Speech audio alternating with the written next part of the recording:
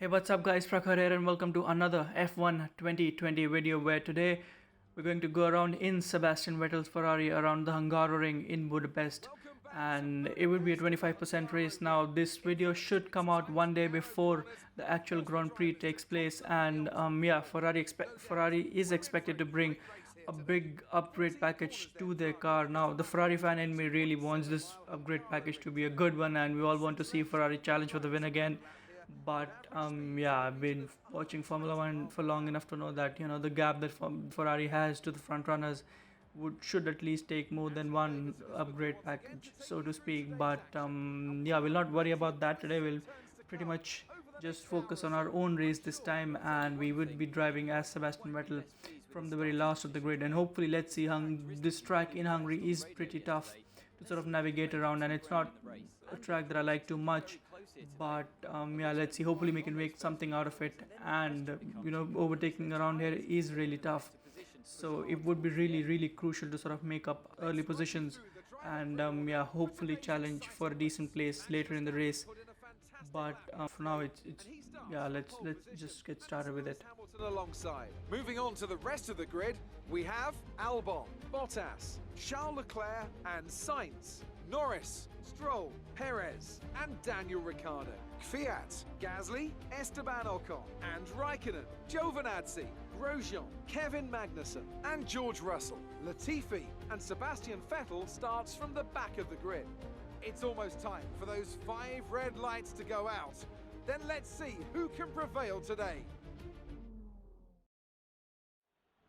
For the race itself, I thought it made the most sense to sort of go in deep with our strategy, on the first tires itself. So we're going in deep on the medium tires, and hopefully later in the race, if we can have an opportune moment with the safety car or the virtual safety car, we can maybe get a decent stop and challenge for good positions later in the race. But for the setup, as you saw, pretty much aggressive, really aggressive on the aero side of things. But then again, you need a lot of aero around Hungary.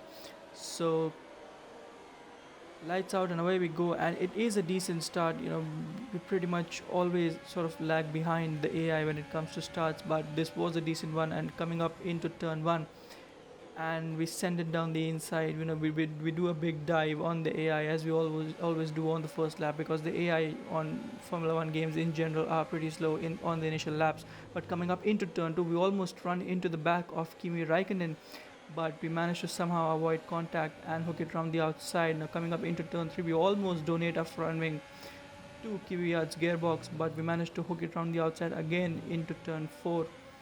And coming up into turn 5, we're trying for having a look around the outside of Esteban Ocon, but we finally send it down the inside into turn 6. So on lap 1 itself, in the first couple of sectors, we made up 8 positions. But yeah, then again, if you want to challenge for a decent position later in the race in Hungary, you need to be aggressive from the word go, because overtaking in Hungary is pretty tough. But coming up to lap 2, we're behind Pierre Gasly on the start-finish straight, and we're not close enough on this occasion to really have a look down the inside or around the outside. But coming out of turn 4 on lap 2, behind Pierre Gasly, and we again have a look around the outside, but we do not have enough grip to sort of make that happen. But we send it down the inside coming up into turn 6, and Pierre Gasly, rightly so, gives us all the space that we need. So we're up into P11 on lap 2 of this Hungarian Grand Prix as we go wide. Coming up behind Daniel Ricciardo, and there are yellow flags on the start-finish straight for some reason, as we see a car that's going slowly ahead of us. And I think, yeah, it's the Mercedes of Hamilton. So Lewis Hamilton is out of this Hungarian Grand Prix. I'm not sure if reliability issues do ever strike Mercedes, but on this occasion, on this game, in this race, the Mercedes is out.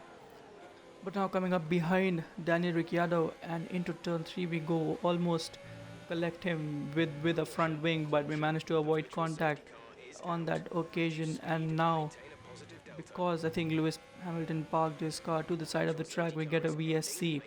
So on the restart, we're pretty feisty. We were looking to get a good run, and we almost make contact we give him a slight touch, but yeah, coming out of the final corner on lap 3, we're behind Ricciardo in P10, and we are back to racing speeds.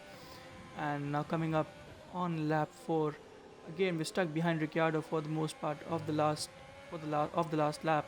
But now into turn 6, we try to give him a squeeze, and we make contact. Ricciardo makes contact with our side pod and spins. So it wasn't the most sort of nice pass around the outside of Danny Ricciardo, but yeah, we tried to get our elbows out, and yeah, we made contact, and Ricciardo spins. So we're up into P9 on lap 5, and we're behind Lance Stroll. Yeah, I think this was my favorite overtake of the entire race. We make almost coming up into turn 5, and you just sort of avoid contact, and to avoid the same thing that happened with Danny Ricciardo, we sort of cut the chicane and get the warning. But yeah, that is a move done, and we're into P8 on lap 6 of this race. Now coming behind Sergio Perez on the following lap, trying to do the same thing again, but we realized that there was not any space around the outside, but we sent it down the inside on this occasion, and Perez gives us all the space that we need. So yeah, pretty aware of Perez to not turn in on that occasion, as we would have almost certainly had a crash. But coming up to lap 6 now, as Lando Norris pulls into the pits, and our teammate also happens to be in the pits, so we're coming up into P3 now, as all of the people behind us have, as a teammate behind us has pit.